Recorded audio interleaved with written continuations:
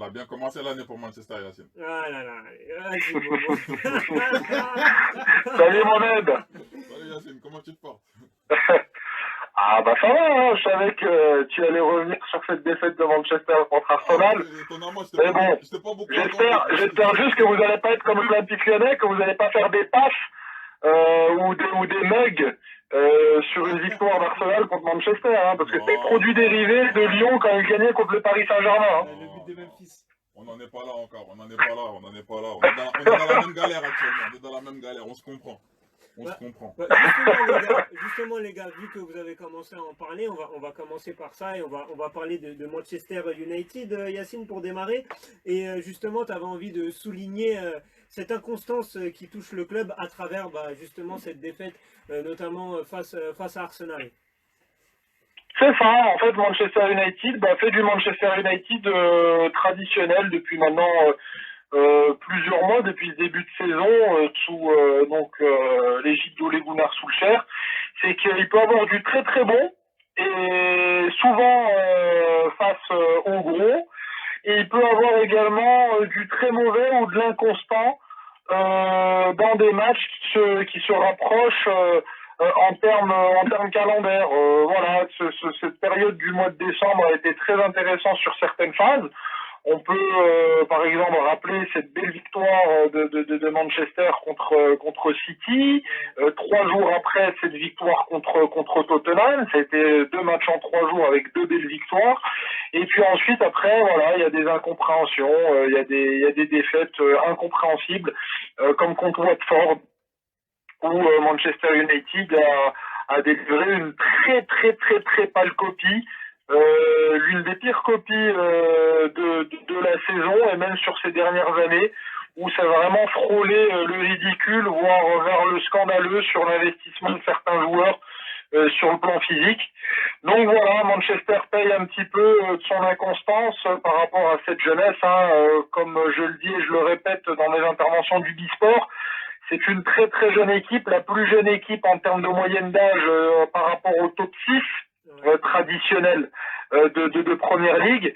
Et cette jeunesse-là, donc, peut faire vraiment du très beau, voire du surprenant, au-delà même des attentes qu'on peut avoir, et puis ensuite enchaîner avec des matchs où normalement on pense que ça peut vraiment se lancer, peut avoir une dynamique de victoire, et là non. Il y a une désillusion avec une défaite ou un match nul à l'arraché. Et voilà, c'est malheureusement le constat de cette jeunesse mancunienne qui apprend. Les Brandon Williams, les Andreas Pereira, les Scott McTominay qui est blessé là pendant 2 mois et qui va énormément manquer au milieu de terrain. Et les Mason Greenwood qui rentre et qui est l'une des grandes satisfactions de cette période des fêtes. Car voilà, à chaque fois qu'il est rentré, il a délivré de très très bonnes copies, dont un superbe but contre Newcastle. On va être un petit peu chauvin, Mika, et on va se projeter un petit peu sur les quarts de finale à venir. Est-ce que selon toi, selon ton expertise et ton expérience, est-ce qu'un club français a des chances de remporter la H-Cup en fin de saison, en mai prochain? Pour moi, les 3 qui se sont qualifiés, Clermont, Racing et Toulouse, sont 3 potentiels vainqueurs, hein, parce qu'ils ont chacun des qualités à faire valoir. Toulouse a un jeu, comme l'année dernière, un très beau jeu de mouvement et de contre-attaque avec un pack très puissant, et surtout cette année dans la maturité pour aller jusqu'au bout, ce qu'il n'avait pas l'année dernière. Clermont, c'est une équipe qui est toujours solide en Coupe d'Europe, elle déçoit rarement.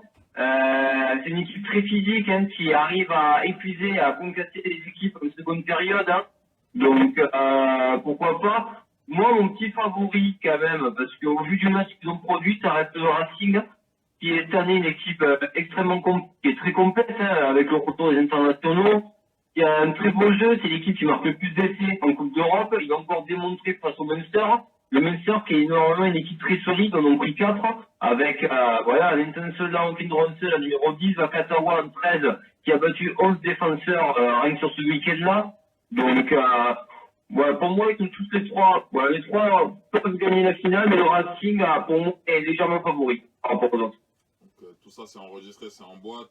Le favori français, en tout cas, pour Mika, le titre en fin de saison, c'est le Racing Métro. C'est enregistré, c'est enregistré. Je pense que pour le nouvel entraîneur, comme j'ai dit dans ma vidéo, la blessure de Luis Suarez est une bonne nouvelle. Parce que Suarez, il est en déclin à Barcelone. Et quand tu es un entraîneur, tu arrives. Il mange bien. Et tu es un entraîneur, tu arrives, oui, il mange trop. Et quand tu es un entraîneur comme ça, comme on a dit, qui n'a pas l'habitude de gérer des stars et compagnie, ça aurait été compliqué de mettre Suarez sur le banc. Ça aurait été compliqué de l'écarter, etc. Et là, le fait qu'il soit blessé 4 mois, finalement, ça règle le problème. Je pense. Du coup, il pourra construire sans lui. Et ensuite, si quand il revient, il sera déjà établi. Tu penses que ça peut être bien pour l'entraîneur? J'ai pas compris pourquoi tu as dit ça. En fait, parce que pour moi, Suarez, il est en déclin. Ouais. Et que je pense qu'il faut commencer à construire sans lui. Mais ça aurait été compliqué, lui qui arrive, qui n'a pas l'habitude de gérer des stars, de dire bon, Luis Suarez, tu es sur le banc. Alors que c'est le meilleur ami de Messi, Ouais. il a du poids dans le vestiaire, c'est quand même Suarez, ok. c'est quand même le neuf de son équipe, etc. Ok. Mais je pense qu'il faut commencer à construire sans lui. Enfin, en tout cas, commencer petit à petit à le mettre de moins en moins, etc. À Tu tenter mettrais des qui formules. en pointe de l'attaque du Là, Barça, je pense que là, ça va jouer avec Griezmann en faux neuf. Ouais. T'as un joueur Griezmann en faux neuf et avec une animation cohérente, ça peut fonctionner. Il n'y a pas d'autre mot de dire que c'est nul en fait. Les gens vont croire qu'on fait une fixette sur Kurzawa, mais Ouais. quand tu regardes ce match-là, c'est flagrant quoi. Tu saignes des yeux. Il n'a quoi. rien à faire au PSG. Ok. Il n'a rien à faire. C'est inquiétant parce que, C'était parce que si Bernat s'est blessé, Mm. ce que j'espère pas plus tard dans la saison pour le PSG, mais si Bernat est blessé, c'est la solution alternative, c'est Kurzawa. Tu peux mettre Diallo à gauche. Hein. Ouais, il y a Diallo Il y a aussi. Diallo qui Ouais. peut jouer arrière Non, faut gauche. faire aussi, Diallo, Tu peux mettre Choupo-Moting, tu peux mettre ouais. les supporters abonnés. Ah oui, moi je mets Diallo, je suis pas obligé. Kurzawa, je le mets pas. Eh ben, on arrive à dessiner un peu une compo, tout simplement en observant un peu les entraînements des joueurs, et surtout parce que la liste s'est rétrécie pour ce week-end-là. Ouais. Donc 28 joueurs sont restés en stage à Nice, et 14 sont rentrés dans leur club, parce qu'en fait, c'est négocié comme ça, en fait. Pour qu'il y ait une liste de 42, ils ont accepté quand même d'en libérer 14 pour qu'ils jouent dans leur club, pour pas trop impacter les clubs. Ouais. Donc, parmi ces 28 joueurs restants, en fait, on retrouve une ossature sur laquelle on va pouvoir se baser. Donc, avec quelques surprises, hein, le 15 qui se dessinerait, en gros, ça serait à gauche, ça serait Cyril Bay qui serait préféré à Poirot, qui était le vice-capitaine pendant la Coupe du Monde. Ouais. Au talon, ce serait Kamicha, qui est qui est indétrônable, hein, Kamicha, qui est le talonneur du moment. À droite, il y aurait, il y a un petit combat à droite entre donc le jeune Bamba, hein, qui s'est révélé champion de monde moins de 20 ans, et ce jeune joueur, Awas, pilier droit de Montpellier, qui fait forte impression à l'entraînement et au sélectionneur, et qui serait pourquoi pas tenté pour le mettre titulaire face à l'Angleterre, qui serait un gros baptême du feu pour une première sélection. Ouais, En seconde ligne, il y aurait une grosse ossature, donc qui serait composée sûrement de Bernard Leroux et Romain Taofifenois. Ouais. Voilà. En troisième ligne, ben là par contre on part sur du physique et une troisième ligne qui court, hein, donc avec bien sûr Olivon capitaine en 6. En 7, on partirait sur Cross, le Toulousain. Et en 8, bien sûr, sur le Rochelet Aldrit, hein, qui est un très très bon numéro 8. Ouais. La charnière, ça serait la charnière toulousaine, hein, qui a fait un gros match le week-end dernier en Coupe d'Europe. Donc ça serait Dupont en Tamac. Ouais. En 12, on resterait sur ce qui a fait en fait, c'est la révélation en fait, la paire de centre de la Coupe du Monde, hein, Fikou Vakatawa, hein, qui avait été très bonne hein, pendant la Coupe du Monde. Aux ailes, on resterait sur du Teddy Thomas et Damien Penaud, hein, qui sont de très très bons ailiers finisseurs. Et à l'arrière, qui est la surprise, voilà, qui est le Montpellierin Boutier, voilà, qui est préféré à Ramos et à Amdoui, voilà, qui, je pense, a marqué le coup, hein, parce que ce joueur-là, il y a 2-3 ans, était en Fédéral 1. Il a joué à Vannes après en Pro D2, il s'est fait recruter pour Montpellier cette année, et aujourd'hui, en équipe de France, il est peut-être titulaire. C'est un joueur qui a une grosse cote, hein, auprès des entraîneurs et du sélectionneur. Et ça fait un moment qu'on se cherche un arrière de très bon niveau, qui fait des matchs à très bon niveau et très régulièrement.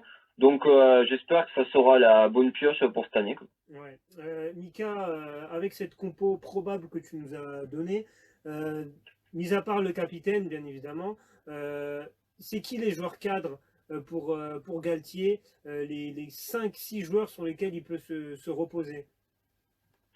Bon, clairement, devant, donc Olivon est capitaine, bien sûr, et ce sera le capitaine de la touche. Je pense qu'il peut se reposer aussi sur Kamicha, hein, qui a quand même vécu en équipe de France et qui a à cœur à démontrer que c'est plus le numéro 2, mais c'est le numéro 1 qu'on recherche. Hein. Ouais. Ensuite, dans les lignes arrières, clairement, je vois bien un Tamac en patron parce qu'il régule le jeu toulousain à merveille. Pourquoi pas s'affirmer, hein. Voilà, c'est un peu la nouvelle tête, la nouvelle coqueluche de l'équipe de France. Ça fait un moment qu'on recherche une identité. Et pourquoi pas se représenter par un Tamac. Après, derrière, voilà, il y a aussi Vakatawa, hein, qui est le régulateur de la ligne de 3/4 du Racing Métro 92, qui fait des matchs exceptionnels de week-end en week-end, qui, je pense, sera plus leader dans sa façon de jouer, dans le sacrifice qu'il va amener sur le terrain. Voilà, c'est pour moi les quelques joueurs qui peuvent apporter vraiment une plus-value dans le leadership. On va parler d'un autre renfort, Yacine, qui a rejoint les rangs de United cette semaine, c'est Fernandez. Enfin, parce que ça fait un mois qu'on en parle. Même un moment, dans un Yacine Analyst qui croyait plus trop. Ah oui, non, mais les négociations étaient rompues. Oui, voilà. Et puis finalement, ils ont trouvé un accord. Alors c'est quoi, 55 millions 55 plus 25 en option. Exactement. Ton avis sur ce transfert-là, qu'est-ce qui pourra apporter selon toi au club, au milieu de terrain? On va dire que c'est un transfert qui montre que l'effectif est en continuité là, de restructuration. L'été dernier, United a déboursé énormément sur le plan défensif avec l'arrivée de Wan-Bissaka. En plus, c'était la veille de mon arrivée au Bisport, l'émission de mois de juin. Exactement. Et tu en avais parlé ensuite en absolument. direct. Donc Wan-Bissaka qui a coûté quand même très cher, 57 millions d'euros. Il y a eu aussi l'arrivée d'Harry Maguire. Donc sur le plan défensif, il y a une certaine maintenant stabilité avec l'ajout de ces deux joueurs. Et désormais, Manchester commence à penser au milieu de terrain. Pourquoi au milieu de terrain? Parce que Paul Pogba, il ne faut pas se mentir, c'est sa dernière saison. Il partira cet été, sûr et certain. Et pour l'instant, c'est bien parti pour le Real Madrid, même s'il y a des problèmes entre Raiola et Pérez. Pour l'instant, le Real Madrid est en pole position. Donc quand on voit le départ de Pogba, quand on voit également l'âge très avancé de Mata, qui commence à avoir un âge très avancé, et là, même en fin de contrat à l'issue de cette saison, très peu probable qu'il soit prolongé à l'issue de cette saison. Donc quand on voit que ces deux joueurs qui sont à vocation de création, de créativité au milieu de terrain, et c'est les mêmes deux seuls joueurs dans cette vocation-là, parce que Jesse Lingard, pour l'instant, passe complètement à la trappe de sa saison. Ça fait un an et demi, il avance plus, hein, Jesse. Ah, c'est un désert. C'est un désert complet. Et... Quand tu veux dans ce moonwalk à l'Emirate, tu l'as toujours pas digéré. Ah, celle-là, je l'ai pas digéré. Ça, c'est bon, moonwalk. Chimie, je sais pas quoi. Donc c'est vrai, voilà, c'est Bruno Fernandes va vraiment là s'installer comme étant le futur leader technique de Manchester United. Vu le contrat, parce que les amis, c'est la première fois qu'un joueur de United de son histoire signe un contrat de 5 ans avec une année optionnelle. Manchester a toujours été dans une tradition de faire un contrat de 4 plus 1. Là, c'est 5 plus 1. Donc ça montre vraiment que United souhaite l'installer comme étant le leader technique et même l'un des joueurs pour le projet futur moyen et long terme de United. Donc voilà, c'est ça la raison de sa venue, et je pense que vraiment c'est un bon ajout. Bon, le prix, c'est la réalité du marché, hein, les amis. Hein. C'est vrai que 55 plus 25, c'est énorme. Et le problème, c'est que désormais, ces joueurs comme ça, et surtout en plus les joueurs qui viennent du Portugal, on sait que les Portugais savent très très bien vendre, donc il faut poser le billet. Et les 25, après, il y a aussi certaines options, hein, les amis. Hein. Il n'y a pas les 25 qui vont être prélevés. Hein. Par exemple, il y a déjà 5 millions. Déjà, il y a 5 millions dans les 25, c'est pour être dans les top 3 ballons d'or. Ouais. Il y a encore le temps. Il y a encore le temps pour ça. Mais voilà, c'est dans l'idée vraiment d'avoir un joueur créatif, et United est en manque par rapport à ça cette saison avec la blessure longue durée de Pogba, la déception Pereira, Mata qui ne peut pas assumer avec son âge avancé, McTominay qui joue dans un rôle un petit peu plus reculé, mais qui également apporte aussi cette capacité à dépasser et à creuser les lignes.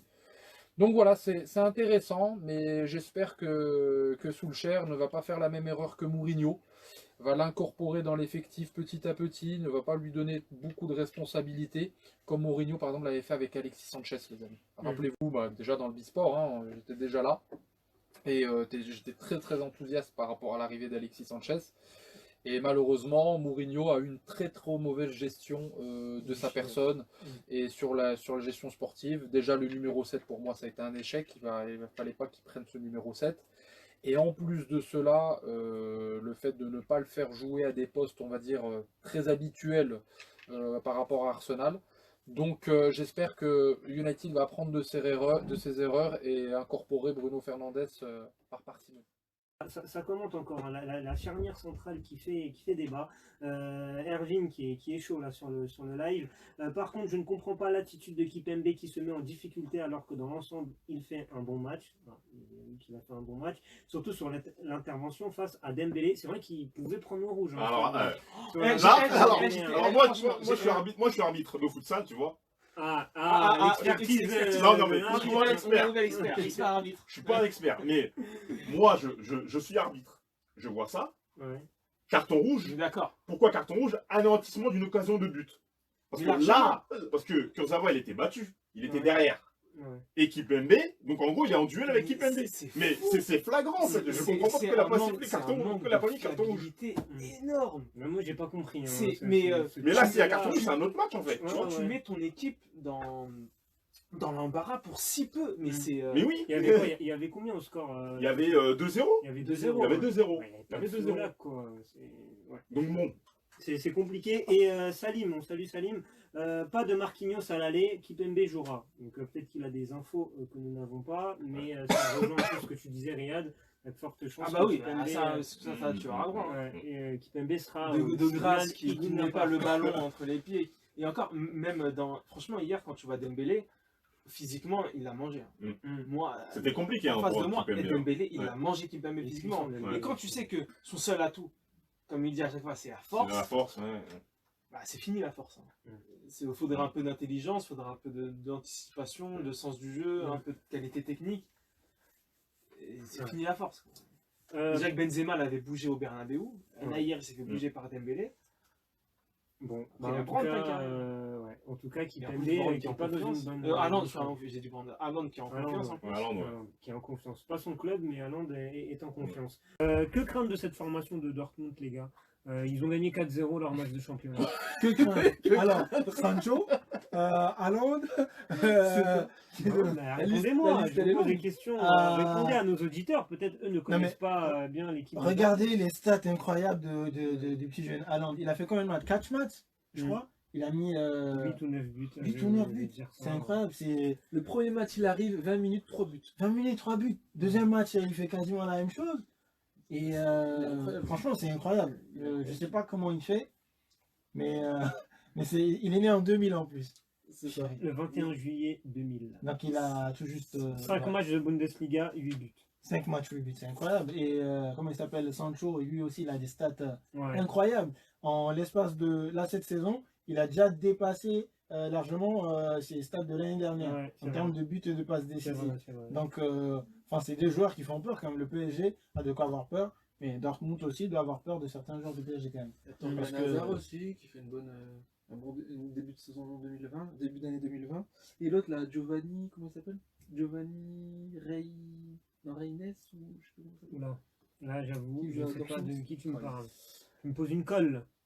Plein de joueurs techniques Dortmund. Ils remontent la balle très très rapidement, ils montent tous et ils sont capables de mettre 3 ou 4 buts à n'importe qui.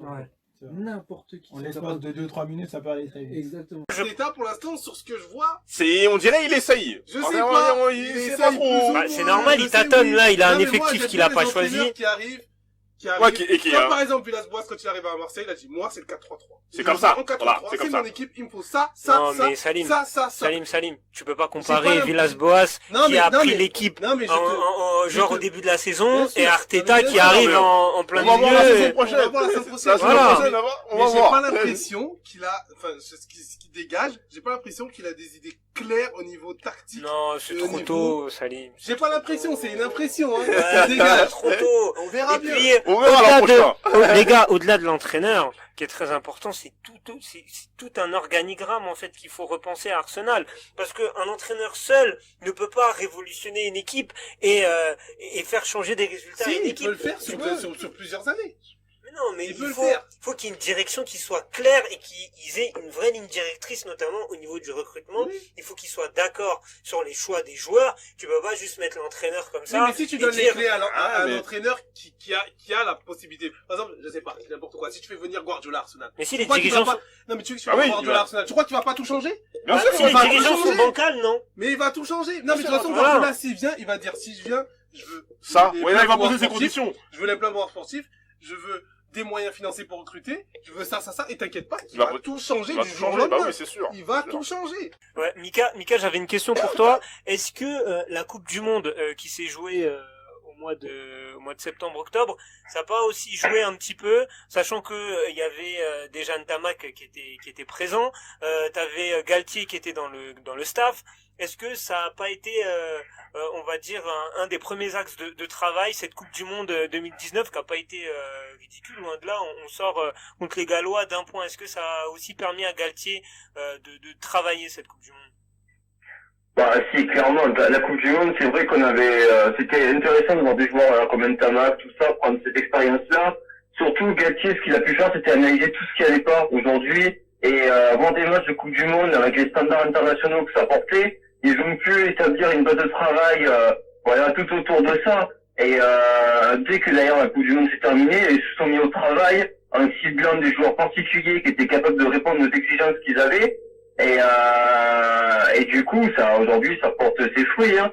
On a clairement des joueurs qui étaient ciblés pour ce projet-là. Et on leur a donné une exigence physique à avoir aussi, hein, une préparation physique importante. William C, par exemple, a perdu 15 kilos pour être placé titulaire. Et quand on voit le match qu'il a fait aussi mobile, on sent que ça porte ses fruits. Aujourd'hui, on a une équipe qui est sur les standards internationaux, qui va que progresser, voilà. Et c'est d'autant plus important cette année parce que le classement mondial de l'année 2020 va jouer énormément parce qu'il va y avoir les tirages au sort pour la Coupe du Monde 2023. Donc mieux on est placé, moins on a de risques de prendre des grosses équipes pendant les phases de poule à la Coupe du Monde chez nous. Oui, c'est important. D'ailleurs, donc voilà, faut pas louper cette année 2020. Ouais, effectivement, t'as raison, Mika, de le signaler. D'ailleurs, j'ai vu que la France a pris une place qui est passée 5e maintenant au ranking. Donc voilà. Il faut être vigilant à tout ça. Franchement, moi je vois le Barça se prendre les pieds dans le tapis au São Paulo. Sur quelle marge, je sais pas, mais je sais pas. Naples, pour moi, ils ont complètement délaissé le championnat. Alors certes, ils reviennent bien, mais ils ont complètement délaissé le championnat pour se concentrer sur les coupes. La Coupe d'Italie, notamment l'exemple face à l'Inter de Milan, ils sont allés gagner. La Coupe d'Italie, si tu veux, mais la Ligue des Champions, non. Ah, après la Ligue des Champions, ils vont la jouer. Je te dis pas que Naples va remporter la Coupe, la Ligue des Champions en mai prochain. Ça, je te dis absolument pas ça. Mais en tout cas, ils auront leur carte à jouer. Ils vont la faire valoir à fond. Ça, c'est mon argument. Ouais, je peux rejoindre Momo parce qu'à l'extérieur, le Barça, c'est pas l'assurance touriste, hein, donc peut-être pas la victoire, mais un match nul bien accroché, pourquoi pas. Faut savoir, vous me parlez de quoi, moi, comme parle Mohamed, j'ai l'impression que ce sera victoire de but d'écart. Moi je vois un 3-1 Naples. Un 3-1 Naples. Ouais, il y a une différence quand même. Je vois un 3-1 Naples. Le Lyon qu'on avait vu face à la Juve, beaucoup de gens disaient que voilà, c'est ce Lyon-là qu'on aimerait voir en championnat. Et je pense qu'en première mi-temps, face à Saint-Etienne, c'est ce Lyon-là qu'on a vu. Et je pense aussi que si on a réussi à rivaliser face à la Juve, à gagner, on peut largement taper Paris. Oh! Qu'est-ce que tu réponds de ça, Drito? Qu'est-ce que tu dis? Et moi, tu dis un truc. Même si vous tapez Juventus 1-0, ok. Ouais. Mais oublie pas aussi, il y a eu la Juventus, ils ont eu des occasions qui n'ont pas su concrétiser. C'est pour ça qu'on n'en parle pas. Mais oublie pas, Paris, c'est Paris. Ok, Paris, c'est Paris. Mais Paris, c'est blessé. Et Paris, PSG, ils savent toujours gérer les équipes de Ligue 1. Ça, je vais pas te mentir, c'est la réalité. On verra. Mais on verra. Donc, rendez-vous mercredi, y a pas de souci. Le mercredi d'après, ici lundi, il y a encore l'émission. Lundi. Bah, là, maintenant, mais attends, de toute façon, mercredi, il y a le match. Et 2 jours après, vendredi, il y a l'émission. Non, j'ai entraînement. Lundi, je vais venir. Lundi, je vais venir. Je vais venir juste, je m'arrêter là et que je vais le regarder. Y a pas de souci, on verra. Moi, je suis là. Moi, je dis pas qu'on va gagner. Moi, je dis qu'on sera pas ridicule. Ah oui, mais bien sûr. On sait. Après, t'as parlé de Et taper. j'espère qu'on va gagner. T'as parlé de taper. Ouais, t'as dit on peut taper Paris. Gagner. J'ai dit qu'on peut taper si tu tapes la Juve, mais bien sûr que tu peux taper Paris. Bien sûr que non. Il y a aucune équipe qui est imbattable. On peut taper tout le monde. T'es Lyon, t'es 5e au classement, 6e, 5e. Ah, mais ça veut rien dire, y a T'es pas de 5e au souci. classement. Reste à ta place déjà. Hein? Non, mais ça c'est. Vous êtes au moins. Si on parle du championnat, parce qu'après, les Coupes de la Ligue et Coupe de France, c'est pareil. C'est pas la même intensité, c'est pas le même championnat. Après, c'est pareil. Mais PSG, connaissant PSG, avec les joueurs qu'on a, on arrive toujours à cadrer, on arrive toujours à gérer les joueurs de Ligue 1. Rendez-vous Les équipes de mercredi. Ligue 1. Voilà, Justement, on en parlait tout à l'heure. Le Groupama Stadium, c'est aussi un des stades les plus difficiles pour le PSG en déplacement. Je pense que si cette question-là, on se la posait en début de saison, ou l'année dernière, il n'y aurait pas eu photo. City va écraser United. Mais vu la forme actuelle de City et de United, qui est pas mauvais ces derniers temps. Ils sont pas mauvais, ils reviennent bien. Ils font leur saison. Et ils font oublier leur méforme de la fin de la saison dernière et du début de cette saison. Après le match face à City, de là à dire que Manchester United sera le favori de cette rencontre, Non, ça je m'y risquerai pas. C'est serré. Ça sera... Ils auront des arguments à faire valoir, c'est sûr. Ça, il y a aucun doute là-dessus, notamment avec Igalo également sur le plan d'attaque, qui a mis un doublé hier face à Derby County lors de la victoire en FA Cup. Ouais, ils ont des arguments à faire valoir. Après, Manchester City, pour moi, si ils sont focus sur le match et qu'ils ont la maîtrise sur ce match-là, je vois pas comment United sur 90 minutes parviendra à stopper les hommes de Pep Guardiola. Après, le truc, à mon avis, qui n'est pas à faire, c'est de dramatiser ça, pardon. J'ai vu un des responsables du collectif Ultra Paris dire que c'est une catastrophe et tout. Je pense pas que ça soit je pense pas que ce soit la bonne chose à faire. C'est une virus, c'est comme ça. S'il y a match au parc et que le virus, on se rend compte 2 semaines après qu'il a été transmis, voilà, par plusieurs spectateurs au parc, là, ça va faire encore plus de bruit. Du coup, huis clos, c'est normal. Mais il n'y a pas à faire de catastrophisme, de ah non, vous les supporters, ah non, c'est pas bien, l'équité, non. Non, tu joues ton match. Si le groupe est fort, si le groupe est solide, que les liens sont soudés, normalement ça doit les serrer encore plus et t'as de la place pour passer, même si je pense que Dortmund est collectivement meilleur que le PSG. Mais tu dois pas dramatiser ça comme tu dramatises à chaque fois tout ce qu'il y a. Enfin, quand je dis tu dramatises, je parle du club. Faut que le club dramatise tout à chaque fois. Ce qui se passe autour de la Ligue des Champions. Faut arrêter ça. Il y a le huis clos, tu vas jouer le match. Les supporters seront là où ils veulent s'ils sont autorisés à être hors du parc pour chanter nanana pour que les gens les entendent. Ils font ce qu'ils veulent. Mais ne pas dramatiser. J'ai entendu des trucs comme avoir un micro des supporters dehors branché sur la sono. Moi, je trouve ça, franchement, je trouve ça ridicule parce que si en plus le match passe mal, ça peut être ridicule au possible. Qu'est-ce que tu vas entendre, quoi? Si Dortmund mène 2-0, qu'est-ce que tu vas entendre? Non, mais, en fait, le problème, c'est que, exactement comme Riyad vient de dire, Paris, faut arrêter de pleurer. Au bout d'un moment, faut arrêter de pleurer. J'ai entendu l'interview de Marquinhos. Ah, mais c'est pas normal. J'ai pas entendu. Dortmund, à l'aller, ils ont joué avec leur public. Nous, on joue sans notre public. Eh ben, si la décision se confirme, on va tout faire pour annuler le match. Annuler le match et le jouer après. Mais l'épidémie, après, elle va être encore pire. Il y a un mois de huis clos. On n'a pas le choix. C'est la Ligue des Champions. Après, t'as des quarts, t'as des demi, t'as une finale. T'es obligé de jouer, en fait. T'es obligé de jouer, donc tu joues à huis clos. On joue à huis clos. Ça reste un rectangle vert. 2 buts. 11 contre 11. On est Paris, on a un gros effectif face à Dortmund.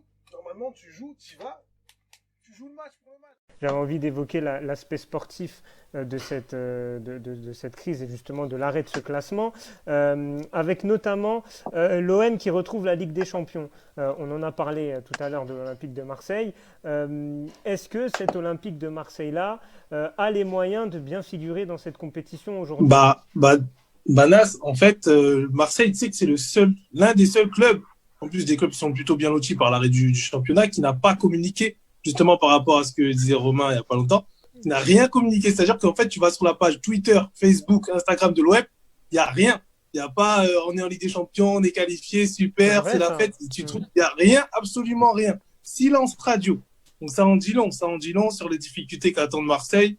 Après, par rapport au déficit financier, etc., et le casse-tête qu'a Hérault également avec le vestiaire, parce qu'apparemment, il s'est mis à dos plusieurs membres du vestiaire, parce qu'il veut diminuer son salaire sur la période du virus, mais aussi après. Il veut changer le salaire qu'il a donné il y a 2-3 ans. Donc, non, c'est le bordel. C'est le bordel. Ouais. Exactement. Ouais. Romain. Sûr que si Villas-Boas serait allé voir les joueurs et leur aurait dit faites un effort, etc., les joueurs ils auraient dit oui. Ah oui, bien sûr. Mais Hérault, il est détesté. Il est détesté par tout le monde. Mais lui, il se sent investi d'une mission. Hein. Ouais. Attends, et là, je vais te dire un truc qui est véridique. Ces équipes sont en train de travailler pour après le confinement pour faire un coup de buzz. Je cite l'expression exacte. Un coup de buzz pour lui. Ouais. Qu'est-ce que tu veux répondre à ça? Parce que Marseille, ils ne travaillent plus là. Hein. Là, ils font plus rien. Mais par contre, ce qui les importe, c'est de faire le buzz après sur les réseaux sociaux. Tu veux dire quoi? J'avais envie d'évoquer, les gars, un autre cas, celui de l'Olympique lyonnais, qui ne devrait pas jouer de compétition européenne la saison prochaine, au grand plaisir des supporters marseillais. L'OL, Romain Molina, toi tu connais un petit peu le club également, est-ce que tu as des informations par rapport à leur réaction suite à cette non-qualification en compétition européenne? Bah, t'as Jean-Michel qui a fait le guignol depuis 2-3 jours avec des idées toutes plus farfelues les unes que les autres. Alors qu'il avait bien mené sa barque avant, mais là, ça y est. Mais les mecs, ils sont dans des délires. Je t'assure que des fois, Netflix, ils devraient juste se poser en réunion de la LFP et se dire putain, on a un scénario, les mecs, on met des caméras au milieu. Je te jure, la Casa de Papel à côté, c'est de la merde. Même les scénarios avec les. Non, c'est. Maintenant, depuis 2 jours, c'est des scénarios abracadabrantesques. Après, l'Olympique Lyonnais, le jour où ils se comporteront bien avec leurs employés fidèles, bah, le club ira mieux et qu'ils arrêteront d'écouter les gens qui sont néfastes pour le club. Ouais. Parce que la situation, je veux dire, tu nommes Rudy Garcia, est-ce que tu pouvais t'attendre, honnêtement? Ouais, c'est vrai. Il y a eu le départ aussi de Florian Maurice récemment, là, qui est parti du. Maintenant, il faut le cracher à la gueule en plus. Maintenant, il faut cracher à la gueule de Maurice, tu vois, genre le mec. Je vais pas faire de commentaires. Il n'y a pas beaucoup de gens honnêtes dans ce milieu, lui, il en fait partie. Tu sais qu'à l'époque, il touchait 6 ou 7 000 balles par mois. Je crois que c'était le directeur sportif, chef de recrutement le moins payé de Ligue 1. Il a été augmenté, etc. Mais je veux dire, quand tu te comportes bien avec l'Olympique Lyonnais, Jean-Michel Aulas, bah, Armand Garrido, 30 ans de formation à Lyon. Quand il est parti, il a ramené son badge, il y avait un employé. Le mec, il a amené 30 ans de sa vie. Ouais. Par contre, après, sur la communication, c'est oh, le grand Armand Garrido. Ouais, mais dans les faits, c'est passé quoi? Il y avait un gars. Un gars. Genre, si on dirait, on a viré le stagiaire qui a fait 6 mois qui faisait les cafés. 30 ans, Armand Garrido, 30 ans. Demande à Karim Benzema. Tu sais, c'est toujours le mec qui cite. Garrido. C'est vrai qu'il en parle beaucoup dans ses interviews. Je dirais comme un malpropre. Concernant un autre club, les gars, j'avais envie de parler de Monaco aussi. Monaco qui ne se qualifiera également pas en Coupe d'Europe pour la 2e année de suite. Romain, Monaco, qu'est-ce qui se passe à Monaco là? Ça va être quoi la suite aujourd'hui, sachant que c'est un club qui a beaucoup de joueurs. Comment ils vont gérer cette comment ils vont gérer cette transition là, cette crise là? Franchement, c'est n'importe quoi ce club. T'as beau chercher à comprendre. Marcelin, il est gentil d'Auxerre. Hein. 10 millions. Sachant que tu as déjà Badiachil, tu prends Maripane 18 millions. Alors celle-là, elle est quand même exceptionnelle. Tu as déjà Glick. Et ils ont pris Panzo qui était à Chelsea. Et Pavlovic, le mec de l'Étoile Rouge. Alors c'est génial. Il rate la visite médicale à la Lazio pour 5 millions et demi. Monaco le signe pour 12 millions. Chouameni aussi. Ouais. 20 millions. Arthus Fofana. Qu'est-ce que tu veux répondre à ça, honnêtement? Bon, là, ce que je peux te dire, c'est qu'il recherche un directeur sportif. S'il nomme Olivier Piqueux, bon, là, je ne réponds plus de rien, parce que là, ce serait la plus grosse connerie qu'ils aient jamais fait. Le mec, il part à danger, tout le monde sait dans le milieu du foot pourquoi, donc, bah, évidemment, tiens. Je ne saurais pas te dire. Honnêtement, c'est des clowns. Ils ont un trou de 170 millions d'euros, et ils le méritent. Honnêtement, c'est triste pour le petit personnel, mais c'est un club qui mériterait de cool. Comme c'est géré, ça a donné envie de vomir. Ouais, Jean-Ricard, du coup, c'est ta première saison en Ligue 1. Si tu dois faire un petit, même si elle n'est pas allée jusqu'au bout, mais si tu dois faire un petit bilan de ta première saison, tu dirais quoi? Je pense que j'ai fait une bonne saison. C'est ma première en Ligue 1 et j'ai joué pas mal de matchs et ouais, dans l'ensemble, je pense que j'ai fait de bonnes choses. Donc, ouais, je peux valider ma première partie de saison. Ouais. Bah, en fait, la différence entre les Ligue 1 et Ligue 2, tu la vois tout de suite. Tu vois la différence technique. Après, athlétique, je vais pas dire athlétique parce qu'en Ligue 2, il y a beaucoup de joueurs qui courent. Mais tactiquement et techniquement, tu vois vite fait la différence et il y a beaucoup plus de talent. Donc, tu vois vraiment que tu es dans le top niveau. Après, il y a des équipes comme l'OM, le PSG ou l'OL encore. Tu peux voir que c'est encore un niveau dessus. Et du coup, je reviens sur ma question initiale. Ton meilleur souvenir cette saison? Le match contre PSG, j'ai bien aimé. Ouais, j'allais le dire. Franchement. J'allais en parler parce que je l'ai vu ce match-là aussi. Et tu m'as fait peur un moment. T'as failli marquer. Hein, ça allait pas me plaire, toi. Il dit, oh, Jean-Jean, il joue à quoi, là? C'était un moment en plus pour vous. Hein? C'était un moment dur en plus. Hein. Ouais, non, c'était pas facile. Bah, c'était la bicyclette de Neymar, là, dans les dernières minutes, là. Ah ouais, c'est vrai.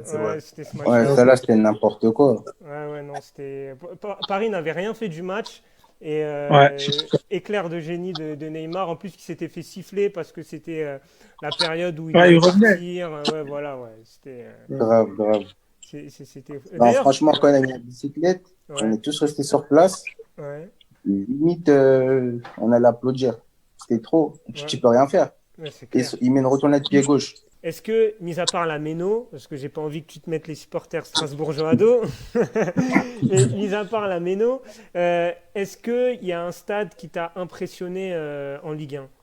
Franchement, les clubs qui m'ont impressionné, franchement, le Vélodrome, ouais. Bien évidemment, bien sûr. Ouais. Franchement. La question ne se pose pas, Nas. La question ne se pose pas. Non, mais je la pose. Il a joué au Parc des Princes aussi. Il aurait pu dire le Parc des Princes, tu vois. Là, si vous voulez juste entendre Parc des Princes. Hein? Non, je posais la question comme ça. Après, bon, c'est Vélodrome, c'est son choix. Qu'est-ce qui t'a plu dans le Vélodrome, Jean-Jean? Franchement, le stade, déjà, il est beau. Et l'ambiance, hein, les supporters, ils sont là, ils vivent le match. Ouais. Donc, franchement, c'est beau, c'est beau. Ouais. Est-ce que... En plus, Ligue des Champions l'année, là, ça va être pas mal. Ah, Ouais, ça va être... Bah, après, il faudrait qu'ils aient les joueurs pour jouer avec des champions. Ça, c'est autre chose. Mais... C'est pas beau. Hein? C'est pas beau. Ah, mais t'es d'accord avec moi, Salim? Je sais que t'es d'accord avec moi. Ouais, en partie. Bah oui. Je pense à Icardi, bah, moi, je préférerais pas.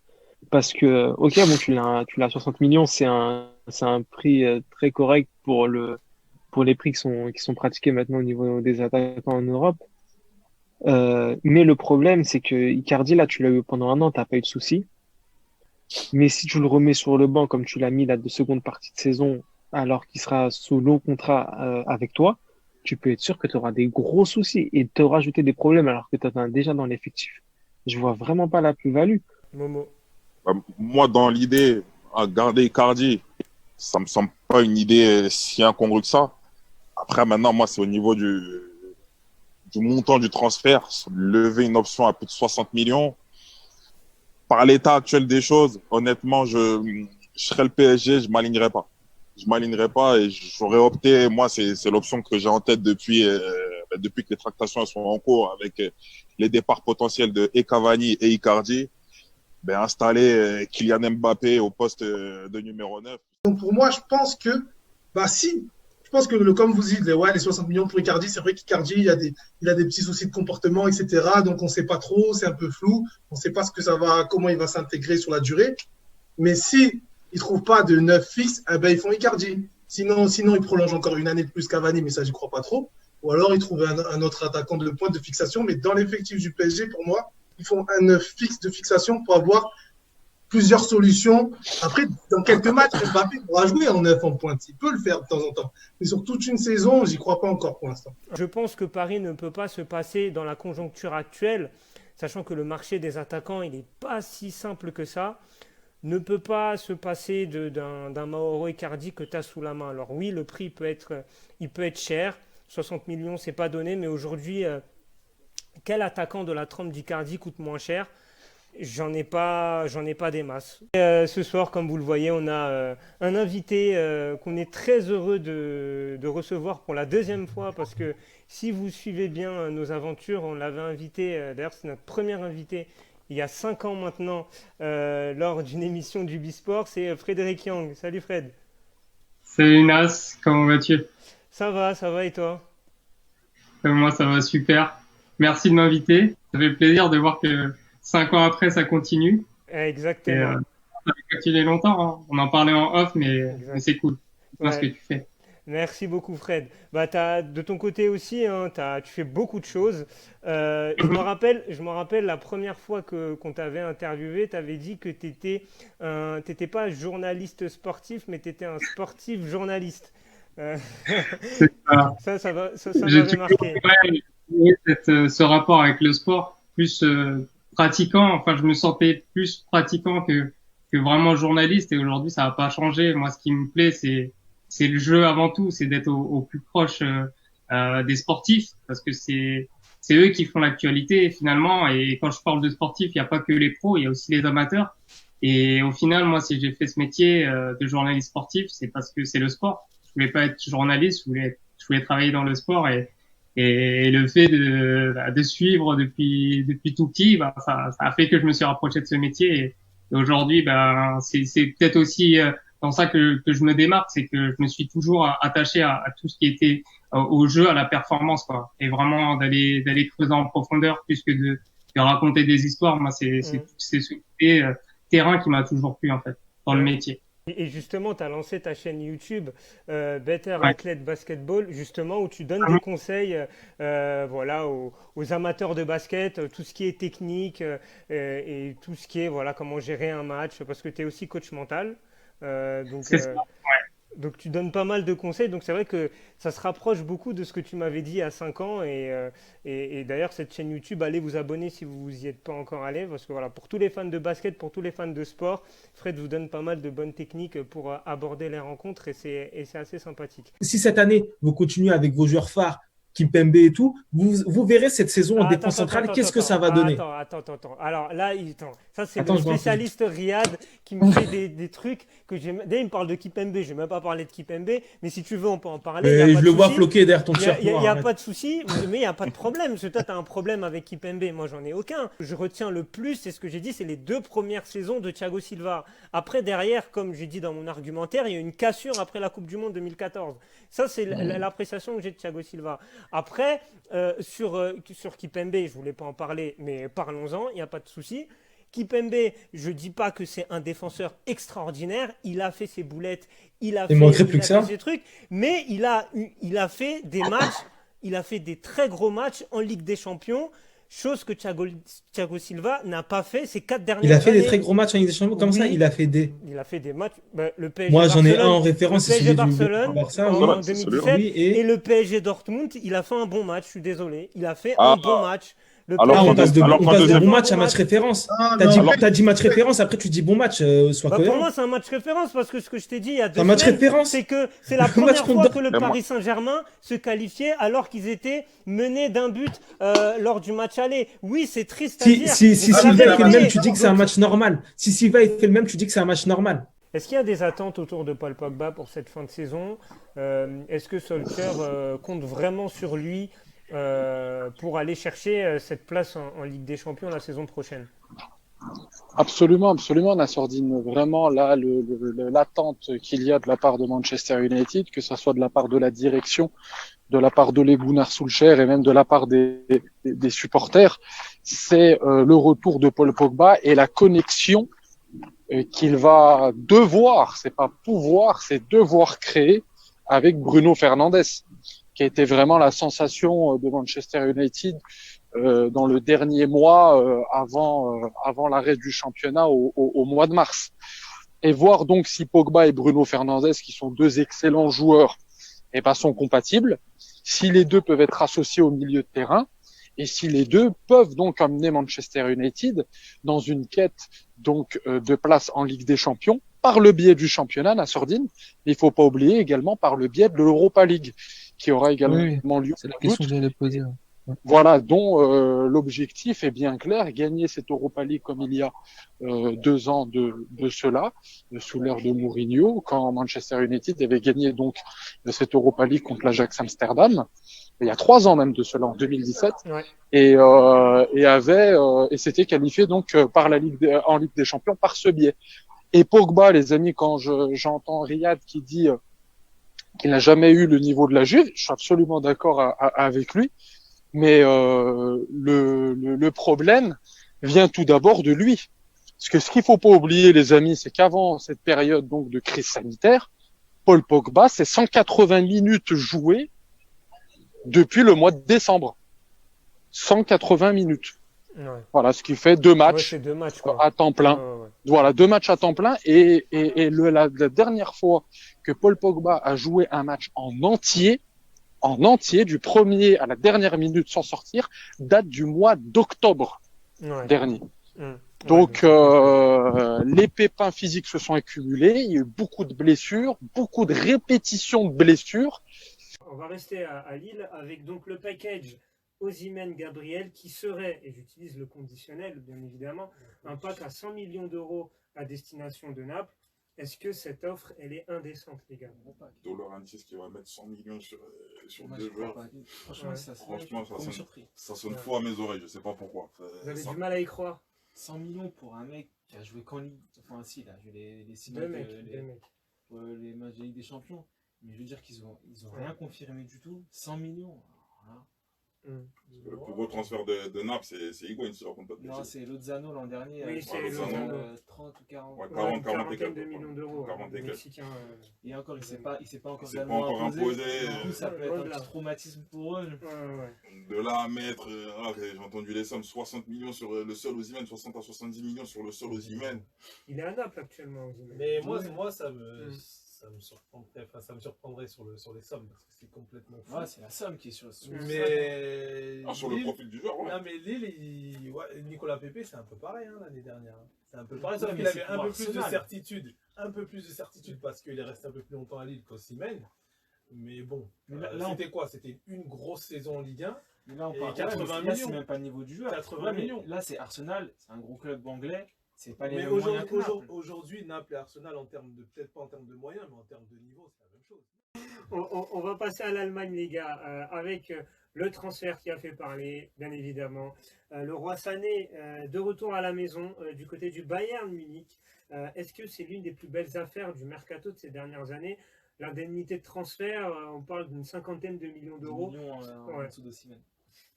C'est vrai. C'est vrai, sachant tout le potentiel de ce joueur, ce qu'il a prouvé à Manchester City. Momo, t'en penses quoi de cette transaction? C'est une très très belle affaire pour le Bayern Munich. Un an de contrat, c'est ça? Il doit rester un an de contrat. Sachant qu'il était censé partir déjà l'été dernier, mais sa blessure est passée par là. L'été dernier, on parlait de 150, quelque chose comme ça. 100 000. Donc la valeur intrinsèque, due à sa blessure et due au contexte actuel dans le monde, fait que sa valeur marchande a baissé. Mais ça n'en reste pas moins une très très très belle affaire pour le Bayern Munich. Ils vont pouvoir installer un joueur vraiment très très jeune qui pourra perdurer dans le temps. Entre Coman, Gnabry et maintenant tu rajoutes le roi Sané. Franchement, les côtés bavarois, franchement, ils ont de belles années devant eux. Oui, après, moi, c'est à part Sané qui a un excellent coup du Bayern, moi, c'est plus tout l'effectif du Bayern qui est rhétorique. Ouais, il double, triple les postes. Maintenant, à voir ce qu'ils vont prendre parce que j'ai vu que Thiago Alcantara devrait partir pour environ 30 millions. Pas très cher. Parce qu'il lui reste un an de contrat. C'est le qui va le prendre aussi. Franchement, c'est donné. PSG n'est pas intéressé. Ouais, pas sûr que le PSG. Kalim sur le roi Sané. Ouais, je suis plutôt d'accord avec ce qui a été dit. Déjà, c'est un très bon coup le transfert 50 millions pour le roi Sané. Franchement, avec les sommes qu'on voit aujourd'hui, c'est un excellent coup pour le Bayern. Bon, après, quand même, on va voir son état physique. On sait jamais. Des fois, les joueurs qui se blessent, faut faire attention. Les joueurs de blessure, c'est compliqué. Il y en a qui n'en reviennent jamais. C'est ce que je lui souhaite pas, bien sûr. Il y en a, attention, c'est pour ça que les 50 millions, on n'est pas sûr, on l'a pas vu encore retrouver son niveau. Donc, ils en ont profité pour tenter le coup et pour faire l'affaire, ce qui est tout à fait normal. Liga, elle se traduit en deux phases, en deux temps. Parce qu'il y a le retour de Zidane après Santiago Solari, après l'élimination en Ligue des Champions l'année dernière face à l'Ajax Amsterdam. Oui. Et son objectif, comme l'a dit Salim, c'était vraiment de se focaliser sur la Liga en 2020. Il a donné rendez-vous à tout le monde en Liga, en mai, Après, on sait, il y a eu tous les événements qui sont passés, mais il a donné rendez-vous pour cette saison-là. Et ils se sont pas loupés. Alors que le début de saison du Real Madrid, faut s'en souvenir, il est assez périlleux, inquiétant. Zidane est menacé, il est remis en question. Mais là où la force de Zidane réside principalement, c'est qu'il arrive à fédérer autour de lui. Même des joueurs qui étaient en méforme totale, il a su leur redonner confiance pour les remettre d'aplomb, de sorte à ce qu'ils produisent et qu'ils donnent le meilleur d'eux-mêmes au moment voulu. Si on compare à celle de 2012 et de 2017, c'est bien ça, elle est en dessous parce que l'effectif déjà du Real est quand même inférieur. La BBC, c'était quand même quelque chose de très très fort en termes de niveau. Et les joueurs qui sont aujourd'hui au Real, qui ont été relancés par Zidane, sont quand même un petit peu en fin de cycle par rapport à 2017 par exemple. Des Modric, des Kroos, des Casemiro, etc. Mais qui sont quand même trouvé un rythme cette année au bout d'un moment. Mais c'est vrai que rien qu'en termes de points, quand on regarde les points, parce qu'ils ont combien, 86 points, si je dis pas de bêtises. Alors avant ça tapait du 97, du 95, des années avec Barcelone, ça se tirait la bourre sur voilà des standards beaucoup plus élevés. Ouais. Mais après voilà, faut pas retirer le mérite au Real Madrid et surtout à Zidane d'avoir su se relever parce que le début de saison, donc, comme l'a rappelé Mohamed tout à l'heure, était vraiment inquiétant. Voilà, on se posait des questions, même Zidane était critiqué, etc. Et il a réussi, voilà, à former un groupe. Et le Real, c'était un petit peu comme une famille. On avait l'impression après le confinement, voilà, même s'il y avait quelques têtes qui étaient un peu à l'écart, comme James et Gareth Bale. Par exemple, on a presque oublié que Hazard a fait quasiment une saison blanche. C'est ça. On a presque oublié parce que derrière, t'as des gars comme Vinicius qui, voilà, à ma grande surprise, je misais vraiment pas sur lui en début de saison. Il a vraiment fait une progression fulgurante. On va s'intéresser à ton club, Yacine, Manchester United, donc qui va jouer cette finale pour une place en Ligue des Champions face à Leicester. Un point sépare les deux équipes. Comment le club est en train de préparer cette rencontre? Franchement, Tourdine, c'est vraiment une finale. Hein. C'est une finale qui va jouer en 90 minutes. Manchester United, même avec un match nul, est garanti d'aller en Ligue des Champions, parce que pour rappel, les amis, la 3e et la 4e place sont qualificatives directement en phase de poule. Il n'y a plus cette 4e place qui doit aller encore en tour préliminaire. Ouais. Donc, que ce soit la 3e ou la 4e place, peu importe. L'important est quand même d'aller en Ligue des Champions directement. Mais il va falloir faire un résultat et donc au moins avoir un match nul. Mais Ole Gunnar Solskjaer l'a dit en conférence de presse tout au long de la semaine. Il ne part pas là-bas avec l'idée d'un but, c'est de tenir un score pour jouer le nul. Ça serait une mauvaise stratégie. Je dis ces mots et voilà. Et ça va vraiment être très tendu parce que Leicester, et les amis, ce qu'il faut pas oublier, c'est qu'au mois de février, Leicester avait 11 points d'avance. Memphis. Pour moi, Memphis, c'est le joueur qui a la clé de... Parce que contre Paris, par contre, lui m'a surpris. Parce qu'il avait quand même eu une grave blessure. Donc il était revenu très vite, on avait déjà vu les premières vidéos, et je pense que c'est vraiment le joueur qui peut faire la différence dans ce genre de match, et qui doit faire la différence pour que Lyon passe, bien sûr accompagné d'un collectif qui le suit, mais je pense que c'est vraiment lui qui a la clé pour faire basculer ce type de rencontre. Memphis aussi pour toi, Momo. Ouais, Memphis, j'irais même encore plus loin. Toute la colonne vertébrale lyonnaise. De Lopez, Guimaraes, Aouar, Dembélé, et en ajoutant Depay. Tout ce qui soit au niveau de main. Défensivement parlant, tu pourras pas te relâcher. Donc la charnière, il faudra qu'elle soit vraiment au rendez-vous. Avec Marcelo. Marcelo sera à côté de Naya. Faudra vraiment que la charnière réponde présent. Un Guimaraes, s'il reproduit les performances, notamment celle du match aller, où il était vraiment, on avait l'impression que c'était un vieux briscard, qui avait l'habitude des jeux européennes. Faudra vraiment pas qu'il se cache comme au match aller, qu'il joue sans complexe, comme il sait le faire. Aouar, à tout moment, il peut te créer des différences, que ce soit à passe, des frappes, des gestes techniques, dont il a le secret, et un Dembélé devant, il faudra qu'il y ait de l'efficacité devant. Il faut qu'il soit efficace, Dembélé, parce que c'est ça son problème aussi. Attention aux erreurs dans ce genre de match aussi. Oui. Parce qu'en général, les équipes expérimentées comme la Juventus font tout pour ne pas faire d'erreurs rédhibitoires dans ce genre de match, et c'est parfois des équipes un peu moins expérimentées comme l'Olympique Lyonnais, qui peuvent avoir un petit instant de relâchement, et tu le payes directement, et sur un match, ça fait très très mal. Donc attention aux erreurs, derrière surtout, la charnière, les pénaltys, etc., les mauvaises relances, ça peut aller très très vite. Concernant le Bayern et la fameuse tactique, si le Bayern remet le même défenseur central, le numéro 4 là, sous le, pardon, je pense qu'il va se faire croquer par Mbappé, mais 10 fois par jour en fait. Au niveau de l'état de forme de Boateng. Et moi, il y a un truc que j'ai vu côté Bayern, et vous me direz ce que vous en pensez, j'en ai parlé un peu dans mes débriefs, c'est la gestion des espaces dans le dos des défenseurs bavarois. C'est un truc que j'avais vu aussi face au Barça, notamment en début de match où ça prenait bien sur l'égalisation du Barça, ce but est parti de là en fait. C'était un ballon dans le dos des défenseurs. Là, l'occasion de Memphis, pareil, c'était un ballon dans le dos des défenseurs. C'est quelque chose, si on le revoit sur 2 matchs chaque fois, ils ont les mêmes yeux que nous, hein, et c'est quelque chose qui est assumé, tout simplement. Ils savent que derrière, ils vont dérouler. C'est pas un souci pour eux d'être pris dans la profondeur, sachant que t'avais 2 latéraux quand même très rapides. Bon, là, peut-être que si met Kimmich au milieu de terrain, et qu'il met Pavard à droite, ça sera un peu moins rapide. Je pense que ça va être ça. Mais par exemple, Soule, il revient de blessure aussi, mais Soule, c'est quand même quelqu'un de très rapide en saison. On croit tout par rapport à son gabarit, mais c'est quand même quelqu'un de très rapide.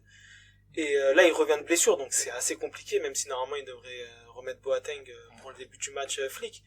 Mais après, je pense qu'il y a tellement d'incertitudes par rapport aux 11 de chaque côté, je comprends. Là, est-ce qu'il peut se permettre de faire ça face au Paris Saint-Germain? Il le fera pas. Non, je pense qu'il mettra il le fera pas. Et il va mettre une défense un peu plus haute aussi, je pense. Non, quitte à prendre des risques. Non, je pense qu'il jouera plus bas. Il attendra plus le PSG que ce qu'il a fait contre le Bayern. Ah, tu vois le Bayern évoluer en contre Paris? Pas en contre, mais en bloc bas. Honnêtement, je sais pas. Mais attends, non. Médian si tu veux, mais bas. Ouais, médian, si tu médian. Mais ils joueront pas comme ils jouent à la moitié du terrain. Ils joueront pas à la moitié du terrain comme ils ont joué contre le Barça et contre. Au Barça devant, c'était Messi. Pourquoi je vois pas le Bayern laisser le ballon à Paris. Ils ont gagné leur premier match, 6 buts d'écart, le deuxième avec 3 buts d'écart. Et c'est pas que le résultat, hein, c'est aussi avec la manière sur les 2 matchs. Mais c'est pas les mêmes attaques. Le PSG, c'est pas les mêmes attaques. Je suis désolé. Pour moi, Neymar, Mbappé, dans ce qui est de la profondeur, c'est ce qu'ils adorent.